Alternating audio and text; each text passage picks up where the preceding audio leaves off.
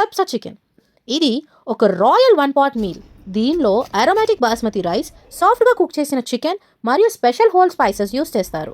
కబ్సా chicken కోసం ముందుగా మనం స్టవ్ ఆన్ చేసి కుక్కర్ పెట్టి ఆయిల్ వేసి ఎండు నిమ్మకాయలు, వెల్లుల్లి, ఉల్లిపాయలు వేసి అల్లం వెల్లుల్లి పేస్ట్, గరం మసాలా దినుసులు కూడా వేసుకొని బాగా కలుపుకోవాలి. ఇప్పుడు అవి కొంచెం కలర్ వచ్చాక టమాటో ప్యూరీ కూడా వేసుకొని బాగా కలిపి స్పైసెస్ని కూడా యాడ్ చేసుకొని కాస్త వేయించాక ఇప్పుడు చికెన్ పీసెస్ని దాంట్లో వేసుకొని మసాలా అంతా దానికి పట్టేలాగా బాగా కలుపుకోవాలి.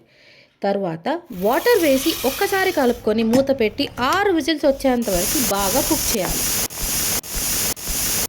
ఇప్పుడు పీసెస్ని సపరేట్ చేసి ఆ వాటర్లో రైస్ అనేది కుక్ చేసుకొని పక్కన పెట్టుకోండి.